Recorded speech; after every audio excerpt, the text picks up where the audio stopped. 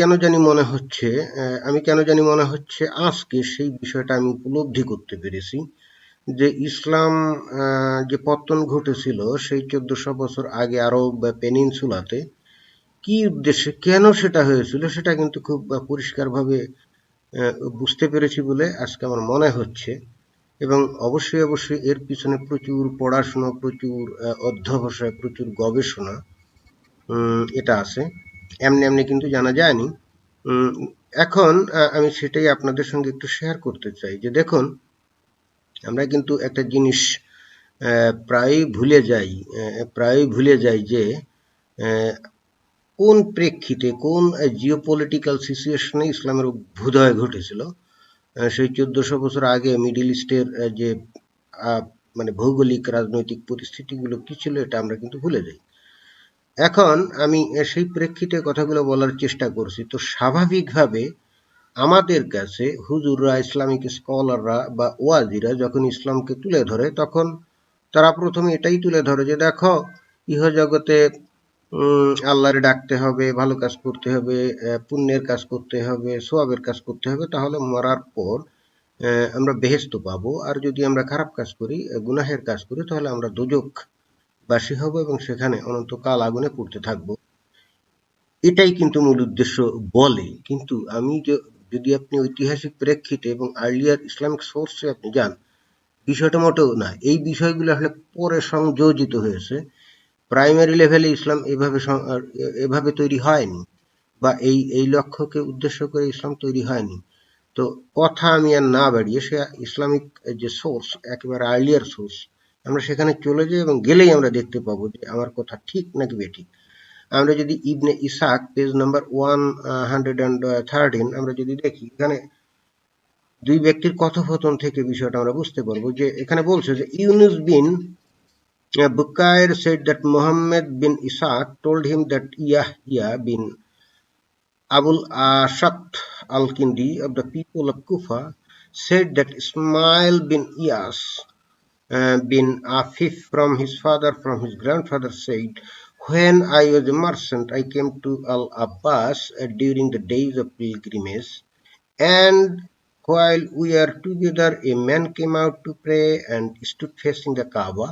Then a woman came out and stood praying with him. Then a young man came out and stood praying with him. তার মানে এখানে ইউনুস বিন বুকাইর সে আল আব্বাসের মনে হয় পরিচিত একজন ব্যক্তি, যার বাড়ি নাকি কুফায়। সে একবার এই হজের সময়ে সে আসছে। এখন এই যে কোথায় আসছে, মক্কায় আসছে না কোথায় আসছে সেটা কিন্তু বলা নেই। তো আসার পরে দুইজন বসেছিল এবং সে একজন বণিক ছিল, অর্থাৎ ব্যবসায়ী ছিল। সম্ভবত সেই উদ্দেশ্যে আসছে হজের যে সিজন সেই সময়।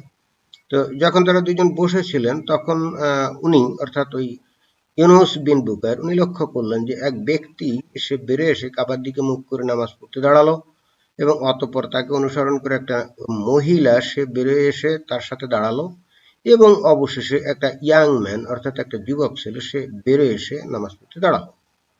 দেখুন যে এই স্টেটমেন্টটাতে কিন্তু খুব সহজে বোঝা যাচ্ছে যে মাত্র তিনজন, অর্থাৎ আমাদের নবী হযরত মুহাম্মদ, তার স্ত্রী খাদিজা, বিবি খাদিজা, এবং তার সাথে যে ইয়াং ম্যান সেটা আলী, অর্থাৎ Ali was the first young man who accepted ইসলাম।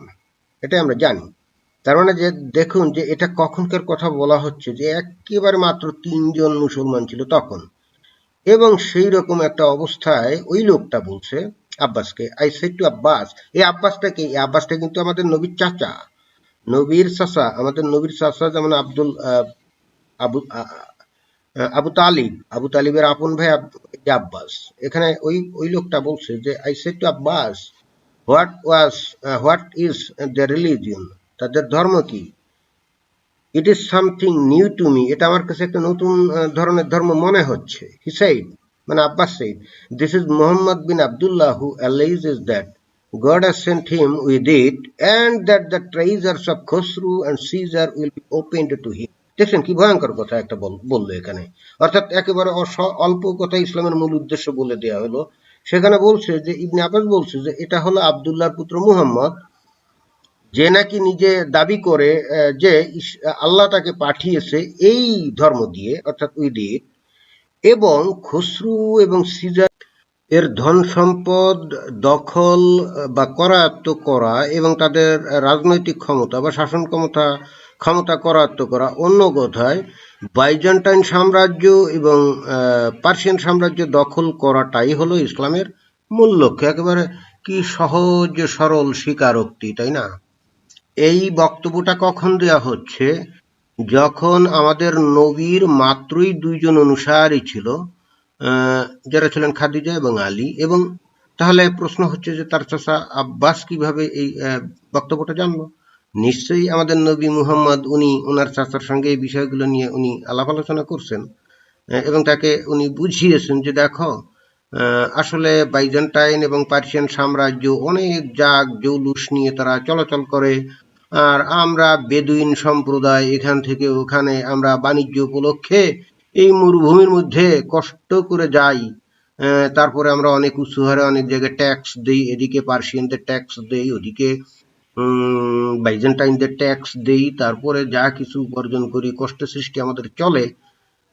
অথচ এরা এই যে সাম্রাজ্য তৈরি করে কত আরাম আয়াসে জৌলুসে চলে, তাদের কত ক্ষমতা প্রতিপত্তি, গোটা দুনিয়ায় তাদেরকে নিয়ে কত গল্প কিস্সা কাহিনী এগুলো আছে, অথচ আমরা আরবরা এইগুলা পারি না, এটা তো হয় না। এই সমস্ত নিয়ে নিশ্চয়ই উনি আল আব্বাস মানে তার চাচা তার সঙ্গে আলাপ আলোচনা করেছেন, এবং যে কারণেই উনি জানেন যে আমাদের নবীর মূল উদ্দেশ্য কি তার এই ইসলাম ধর্মের। এইটা তো একেবারে পরিষ্কার কিন্তু বোঝা যায়, এটা কিন্তু পরিষ্কার বোঝা যায়। এটা বুঝতে কিন্তু একেবারে আপনাকে বিশাল জ্ঞানী হতে হবে না, বিশাল পণ্ডিত হতে হবে না। আপনি যদি শুধুমাত্র যথাযথ সোর্স আপনি যদি পড়েন, যথাযথ সেই দলিল যদি আপনি পড়েন, তাহলেই আপনি বুঝতে পারবেন। দুর্ভাগ্যের বিষয় হচ্ছে আমরা তো আর ওই সোর্স টোর্স এগুলো পড়াশোনার এত টাইম নাই, আর থাকলেও গা করি না। আবার অনেকে শোনাতে চাইলেও শুনতে চাই না, এগুলা শুনলে বিরক্ত বোধ করি, কারণ আমরা আমাদের ধর্মীয় বিশ্বাস নিয়ে আসি শান্তিতে, আমরা সেই ট্যাবুটা ভাঙতে চাই না। তো এখন দেখুন যে এখানে অন্যান্য ধর্মের সাথে ইসলামের একটা মানে মৌলিক একটা বিশাল তফাৎ। আমি জানি না সেটা আপনারা এখনো ধরতে পারছেন কিনা।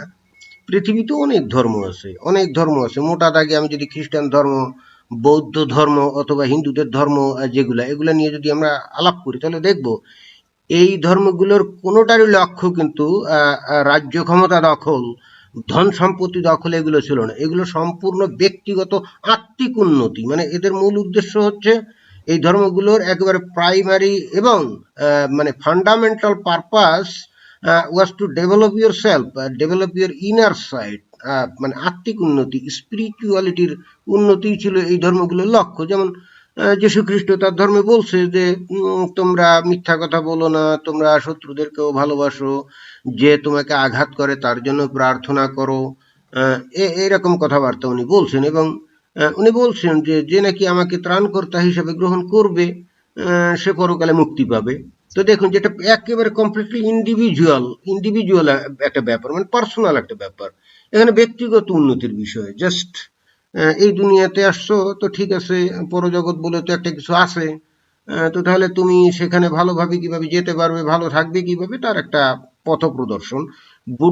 যদি হিন্দু ধর্মে আমরা যাই, সেখানে ওই যে ব্যক্তিগত বিষয়, ব্যক্তিগত এই যে পূজা অর্চনা করে, একটু ব্যক্তিগত লাভালাভের বিষয়, এখানে কোনো কালেকটিভ কোনো বিষয় নাই। খ্রিস্টান ধর্মে তেমন কালেকটিভ কোনো বিষয় নাই। আর হিন্দু ধর্মে তো ওই যে কর্মফল, যে যেমন কর্ম করবে সেভাবেই সে ফল পাবে, এবং একই সঙ্গে জন্মান্তরবাদের বিষয় আছে। যদি এই জীবনে কেউ যদি খারাপ কাজ করে, তাহলে পরবর্তী জীবনে সে কুত্তা বিড়াল এগুলা হয়ে জন্ম নিতে পারে। এবং দেখুন যে এগুলো সবই কিন্তু একেবারে পার্সোনাল একটা বিষয়, ইন্ডিভিজুয়াল বিষয়। কিন্তু ইসলামে বিষয়টা মোটেও তা না। এখানে ইসলামে ইন্ডিভিজুয়াল বলেই আসলে কিছু নেই, যে কারণে ইসলামী উম্মা এই শব্দটা তো ব্যবহৃত হয় তো আর এমনি না। ইসলামী উম্মা মানে কি? ইসলামী যে অনুসারী, অর্থাৎ মুসলমানদের ঐক্য। এখানে উম্মা শব্দটা তো আর এমনি এমনি ব্যবহৃত হয়নি। এবং এই উম্মার একজন নেতা থাকবে, এবং তাকে বলা হয় যে কমান্ডার অব দ্য ফেইথফুল, যেটা কিন্তু ইসলামের প্রারম্ভিক আমলে এই যে আমরা যত দেখি, আমরা তাদেরকে খলিফা বলি, কিন্তু বেসিক্যালি তাদেরকে খলিফা বলা হতো না, তাদেরকে বলা হতো কমান্ডার অব দ্য ফেইথফুল। কোন ধর্মীয় কোন নেতার বা ধর্মীয় কোন ইসের এদেরকে কমান্ডার বলা হয় নাকি? কমান্ডার বলা হয় তো সেনাবাহিনীর ইয়েতে। এই যে যেমন আমরা হাদিসে অথবা সিরাতে বিভিন্ন জায়গায় যে উমর, তাকে বলা হতো কমান্ডার অব দ্য ফেইথফুল, মানে আমিরুল মুমিনিন। তো আমিরুল মুমিনিন আরবিতে শুনতে মনে হয় যে বোধহয় ভিন্ন কিছু, আসলে তো আপনি যদি ইংরেজি করেন তাহলে কি দাঁড়ায়, কমান্ডার অফ দ্য ফেইথফুল না? তো কমান্ডার শব্দটা তো শুধুমাত্র সেনাবাহিনীর ক্ষেত্রে প্রযোজ্য, অন্য ক্ষেত্রে তো কমান্ডার শব্দটা প্রযোজ্য না। এবং এই উম্মার ঐক্য অটুট রাখার জন্য এখানে ওই যে দেখুন না যে 5 বার নামাজের সিস্টেম। কেন 5 বার নামাজের সিস্টেম? কারণ মুসলমানরা যেন দৈনিক 5 বার মসজিদে তাদের দেখা হয়, এবং এই জন্য ইন্ডিভিজুয়ালি নামাজ পড়া নিরুৎসাহিত করা হয়েছে। বলা হয়েছে যে কোনোভাবে সেটা করা যাবে না, নিছক ঠেকায় না পড়লে আপনাকে জামাতে গিয়ে নামাজ পড়তে হবে। এইগুলো কেন করা হয়েছে? করা হয়েছে ইসলাম ধর্মের মূল উদ্দেশ্যই তো ছিল কালেকটিভ থেকে অন্য রাজ্য দখল, তাদের ধন সম্পদ দখল, তাদের দেশ দখল করে সেখানে আরব সাম্রাজ্য প্রতিষ্ঠিত করতে হবে। এখানে আরো আর একটা ভুল ধারণা আছে যে ইসলামী সাম্রাজ্য, আসলে ইসলামী সাম্রাজ্য না, প্রাইমারি যুগে এটা ছিল আরব সাম্রাজ্য। পরবর্তীতে সারা দুনিয়ার বহু জায়গায় যখন ছড়িয়ে গেল, তখন এটাকে আরব সাম্রাজ্য না বলে ইসলামী সাম্রাজ্য হিসাবে নতুন নামকরণ করা হয়। কেন? কারণ আরব সাম্রাজ্য নামকরণ যদি করা হয়, বিভিন্ন দেশের মানুষ অতঃপর হয়তো ইসলাম ত্যাগ করে তারা দলচ্যুত হয়ে যেতে পারে। সুতরাং আরব সাম্রাজ্য এই শব্দটা বাদ দিয়ে তারা ইসলামী সাম্রাজ্য এই নামটা দেয়। উদ্দেশ্য হচ্ছে অন্যান্য দেশের মানুষ যেন বুঝতে না পারে যে এটা বস্তুত আরব সাম্রাজ্য। এবং এই গোলচক্করে পড়ে বাংলাদেশের মুসলমান আজও টের পায় না যে আসলে ইসলামের নামে তারা আরব সাম্রাজ্যের দাস। এবং ভারত বা পাকিস্তান বা ইন্দোনেশিয়া বা পৃথিবীর বিভিন্ন দেশের মুসলমানরা এখনো বুঝে না যে তারা বস্তুত ইসলামের নামে আরব সাম্রাজ্যেরই দাসত্ব করছে। যে কারণে ওই যে নামাজ পড়তে গেলে ওই যে মক্কার দিকে মুখ ফিরে থাকতে হয়।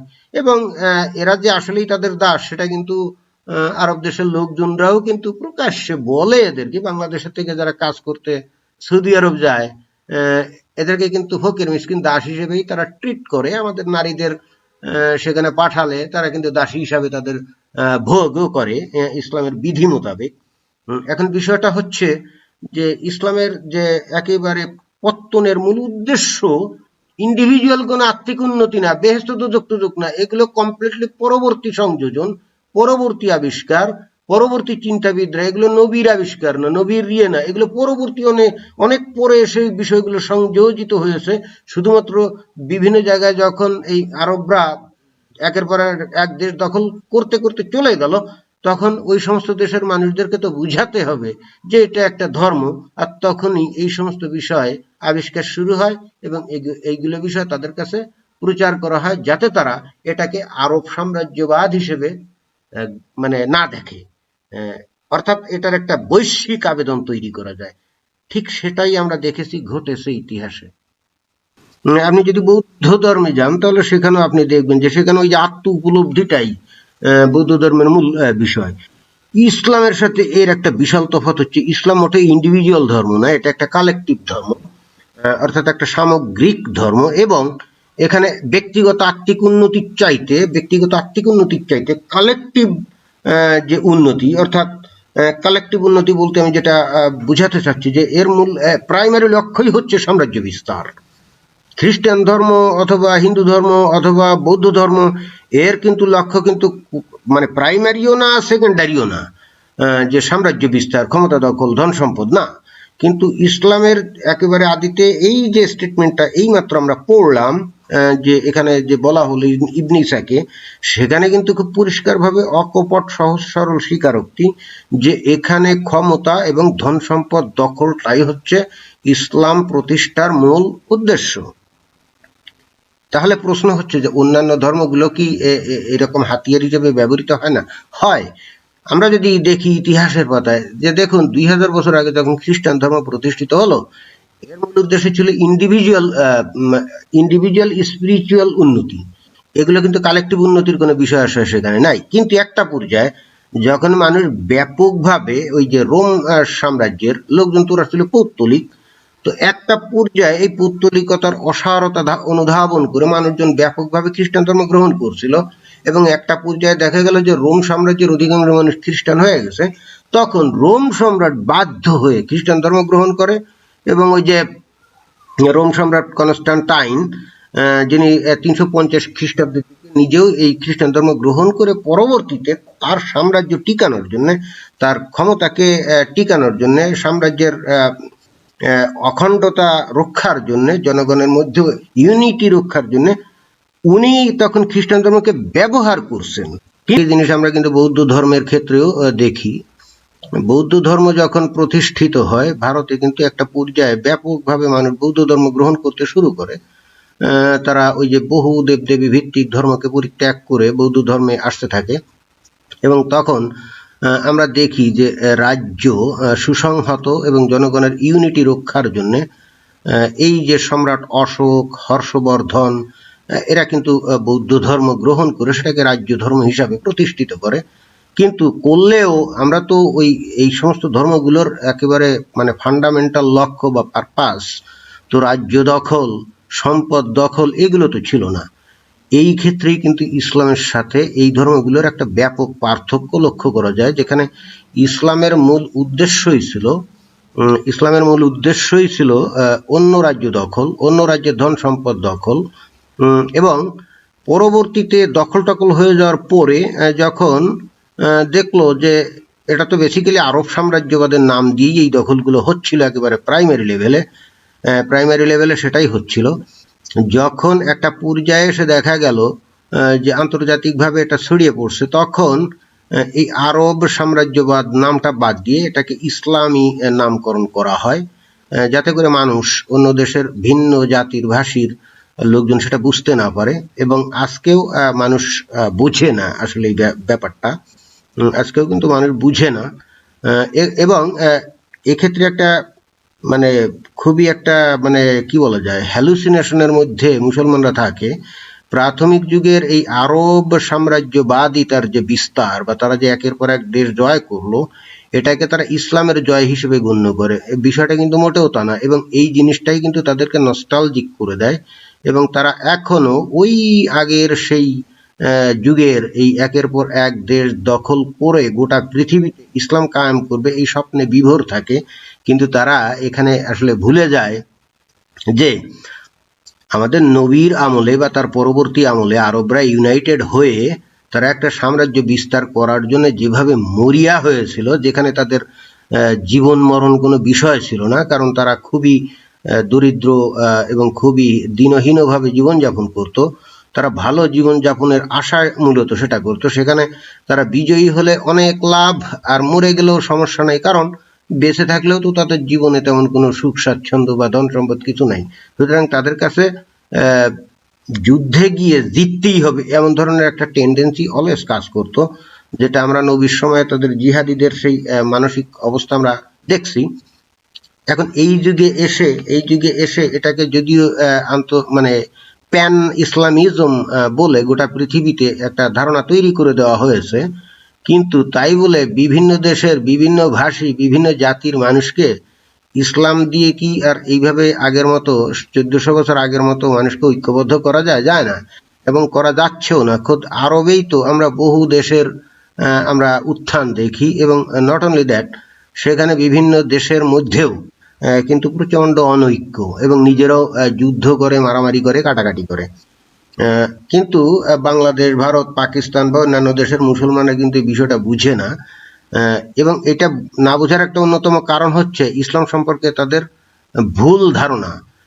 তারা যে ইসলামকে মনে করে যে এটা আত্মিক উন্নতির জন্য এটা মানে উৎপত্তি হয়েছিল প্যাগানিজমকে প্রত্যাখ্যান করে, ওই যে লাত মানাত উজ্জার পূজা টুজা করতো, এগুলো তো আসলে অর্থহীন, সুতরাং আমরা এক আল্লাহর পূজা করব, এক আল্লাহর আরাধনা করব, তাহলে আমরা একেবারে খাঁটি সত্যের পথে থাকব।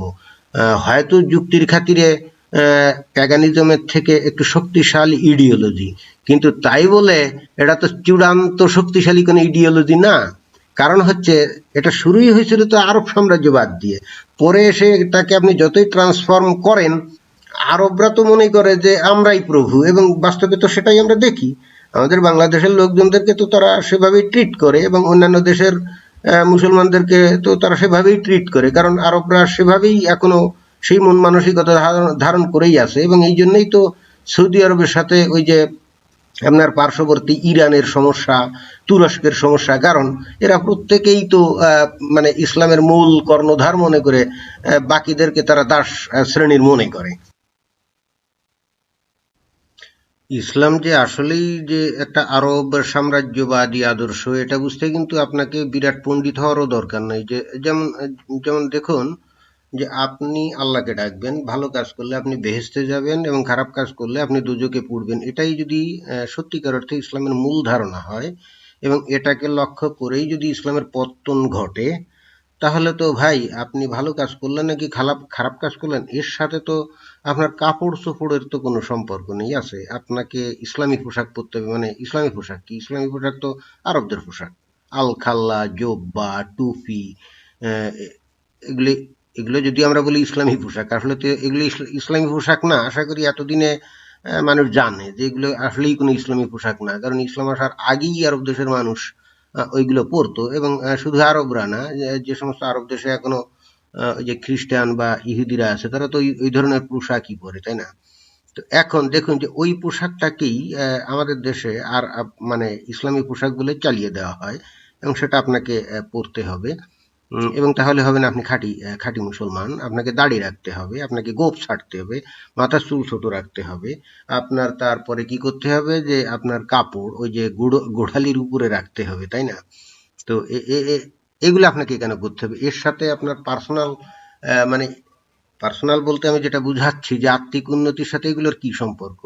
অথবা আপনি কিভাবে বসে খাবেন, বাঁয়ে কাত করে বসে খাবেন, না বাঁয়ে কাত হয়ে শুয়ে থাকবেন, না ডাইনে কাতে শুয়ে থাকবেন, স্ত্রী সহবাস কিভাবে করতে হবে, ভাই এইগুলোর সাথে তো আমার মনে হয় না যে আহ, এগুলোর সাথে আমার মনে হয় না কি এগুলোর সাথে তো আসলে আর্থিক উন্নতির কোনো সম্পর্ক নেই। আছে সুতরাং এই যে সুন্নত অনুসরণের নামে যে বিষয়গুলো আসলে মুসলমানদের উপরে চাপিয়ে দেওয়া হয়, সেটা তো আসলে আরবের বিধিবিধান বা সংস্কৃতি, কালচার, তাই না? এখন এই যে আমরা দেখি যে বাংলাদেশের মুসলমানরা তারা ইফতারের সময় খাজুর যদি না খায়, মানে খেজুর, আমি আবার খাজুর বলতে পছন্দ করি, তো খেজুর যদি না খায় তাহলে তারা মনে করে তাদের ইফতার সঠিক হলো না।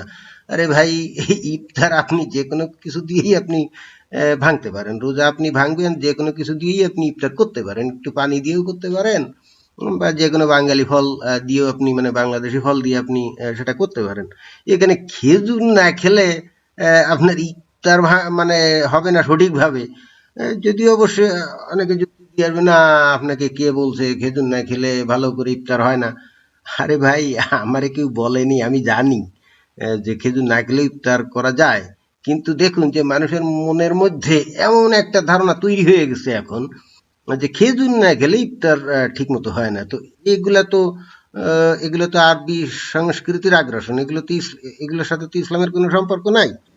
ইসলাম যদি সত্যিকার অর্থে কোনো পার্সোনাল, যদি আত্মিক উন্নতির কোনো বিষয় হতো, ইন্ডিভিজুয়াল স্পিরিচুয়াল ডেভেলপমেন্টের যদি কোনো সত্যিকার বিষয় হতো, তাহলে আপনাকে ওই পশ্চিম দিক মুখ করে, মানে মক্কার কাবার দিকে মুখ করে নামাজ পড়তে হবে, এইটা কিন্তু ঠিক না। কারণ আবার কোরআনেই বলছে না যে আল্লাহ তো সব জায়গায়, পূব পশ্চিম সব দিকে আছে। তো তাই যদি হয়, তো পূব পশ্চিম দিকে তারা ডাকলে তাকে তার কাছে আপনার ডাক যাবে না, এটার তো কোনো যুক্তি আছে নাকি? মক্কার দিকে মুখ করে কেন নামাজ পড়তে হয় জানেন? কারণ ওই একটাই, যে ইউনিটি বজায় রাখতে হবে। কেন? কারণ আপনাদেরকে তো আরবদের প্রভু, মানে আরবদের দাসত্ব স্বীকার করে তাদের সাম্রাজ্য বিস্তার করতে হবে না?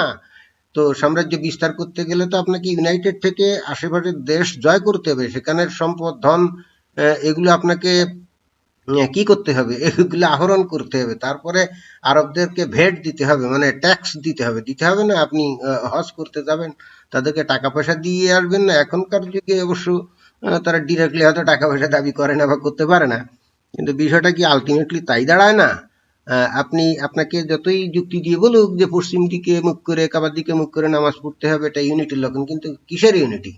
আপনার পার্সোনাল আর্থিক উন্নতির সাথে এই সমস্ত ইউনিটির তো কোনো সম্পর্ক নেই। আছে কোনো সম্পর্ক? বলুন, আপনি আল্লাহকে সন্তুষ্ট করবেন আপনার কাজ দিয়ে, আপনার প্রার্থনা দিয়ে, আপনার আচরণ দিয়ে। আপনাকে যদি বলা হয় যে আপনি মানে পশ্চিম দিকে কাবা ঘরের দিকে মুখ করে নামাজ না পড়লে আল্লাহ অসন্তুষ্ট হবে, বুঝতে হবে এটা কোনোভাবে আল্লাহর বিধান হতে পারে না। এটা এটা কোনোভাবেই আল্লাহর বিধান হতে পারে না। এটা হচ্ছে আল্লাহর নামে বস্তুত আরব সাম্রাজ্য বা আরব সংস্কৃতিকে আপনার উপরে চাপিয়ে দেওয়া। এছাড়া কোনো ব্যাখ্যা আছে এগুলার? কোনো ব্যাখ্যা নেই। তারপরে পরিশেষে আমি যে কথাগুলো বলতে চাচ্ছি, মানে পরিশেষে যে কথা বলে আমি শেষ করবো সেটা হচ্ছে যে দেখুন, যে আমাদের নবীকে নিয়ে অনেকে অনেক সমালোচনা করে, আজে বাজে কথাবার্তা বলে। তো আব্বাসীয় খিলাফত যখন প্রতিষ্ঠিত হয়েই গেল এবং তারা তো বস্তুত আরব সাম্রাজ্যবাদী তার যে যারা নাকি দখলদার ছিল উমাইয়া, তাদেরকে পরাজিত করে আব্বাসীয়রা ক্ষমতায় আসলো। আসার পরে যখন তাদের রাজ্যটা স্টাবেল হয়ে গেল, তখন তারা চিন্তা করলো যে এভাবে তো আরব সাম্রাজ্য বাদ দিয়ে তো দুনিয়ায় চলা যাবে না, বেশি দিন থাকবে না, বিভিন্ন জায়গা থেকে বিদ্রোহ ঘোষণা হবে। তখন তারা চিন্তা করলো যে আরব সাম্রাজ্য নাম বাদ দিয়ে আসলে সেখানে ইসলামী সাম্রাজ্য তৈরি করতে, এবং তখনই ইসলামকে অর্গানাইজ শুরু হয় তাদের আমলে। এবং তখনই যে বহু রকম হাদিস বেত্তা, ইতিহাস লেখক, ইসলামী চিন্তাবিদ, দার্শনিকের অভ্যুদয় ঘটে। বিশেষ করে হাদিস লেখকদের অভ্যুদয় ঘটে। এদের অভ্যুদয় কেন ঘটে জানেন? এই যে হাদিসের নামে যে সমস্ত কিসসা কাহিনী আমরা পড়ি বা আপনারা পড়েন, এগুলো তো আমরা এখন নিশ্চিতভাবেই জানি যে নবীর মারা যাওয়ারও প্রায় 200 বছর পরে লেখা, তাই না? এর আমার ধারণা বর্তমানে যে যেমন সহি বুখারী বলি, সহি মুসলিম বলি, আমি এতদিন পড়াশোনা করে বা গবেষণা করে চিন্তা ভাবনা করে আমি এই সিদ্ধান্তে উপনীত হয়েছি, এই হাদিসের আমার মনে হয় এই একটা হাদিসের সাথে আমার নবীর কোনো সম্পর্ক আছে কিনা সন্দেহ আছে।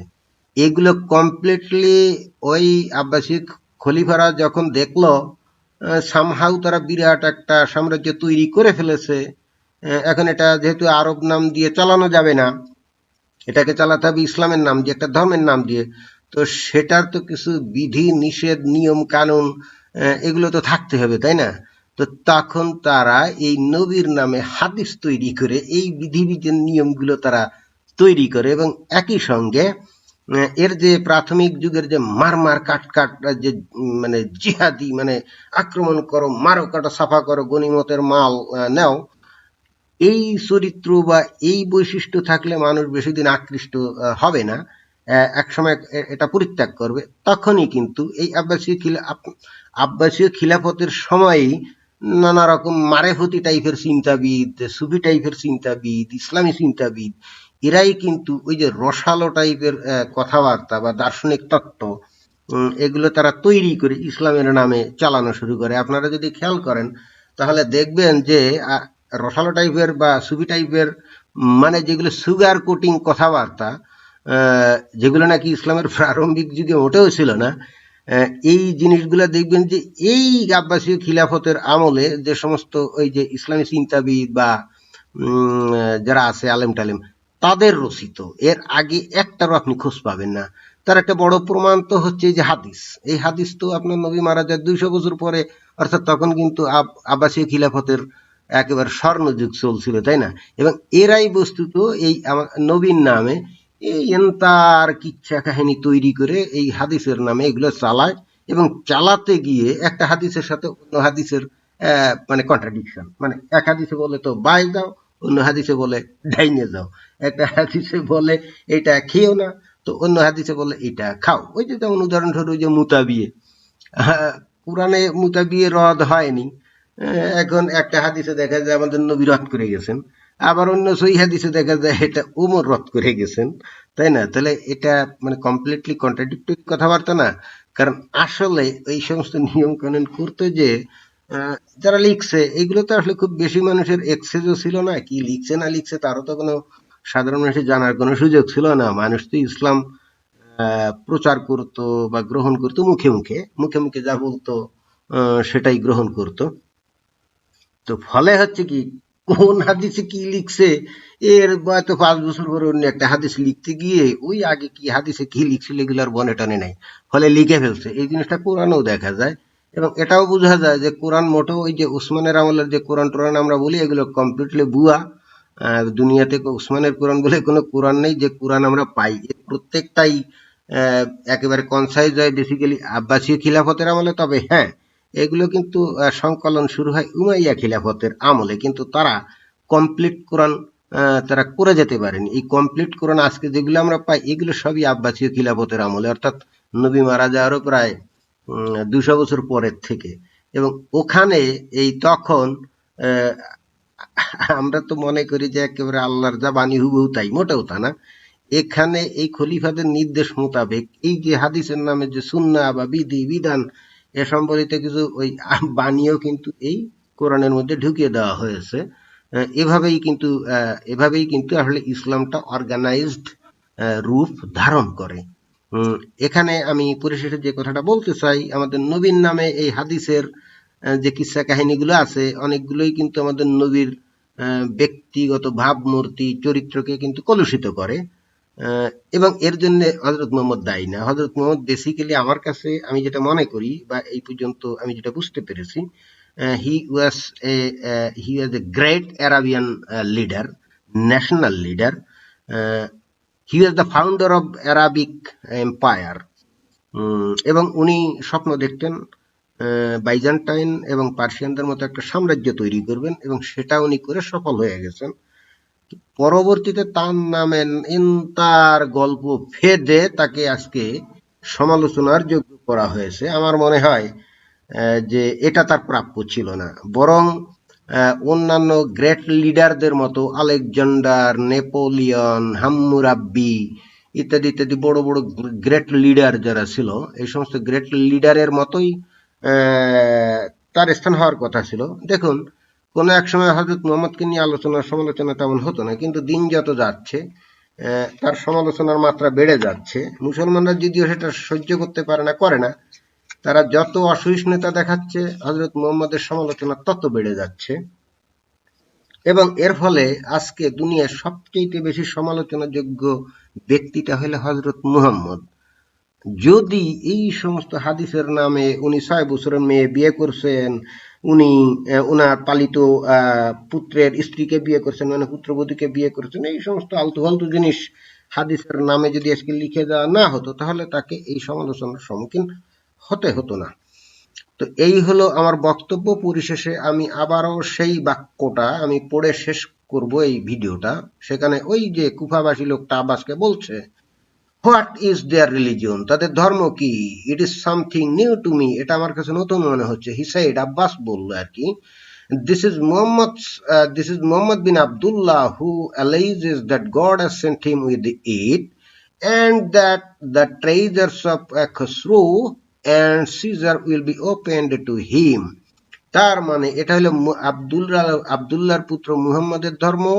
সে দাবি করেছে আল্লাহ তাকে পাঠিয়েছে এই ধর্ম নিয়ে, এবং একই সঙ্গে তাকে বলা হয়েছে খসরু অর্থাৎ পার্সিয়ান অধিপতি এবং সিজার অর্থাৎ কনস্টান্টিন অর্থাৎ বাইজেন্টাইন অধিপতি এবং তাদের সাম্রাজ্য মুহাম্মদের হবে, তাদের ধন সম্পত্তিও মুহাম্মদের হবে। অর্থাৎ সোজা সাপটা ভাষায় সহজ সরল স্বীকারোক্তি, ইসলামের পতন ঘটেছিল বস্তুত সাম্রাজ্য বিস্তার এবং মানে পরদেশ দখল করে একটা সাম্রাজ্য বিস্তার, এবং একই সঙ্গে তাদের ধন সম্পদ সব দখল করে গনিমতের মাল হিসাবে ভাগ বন্টন করা।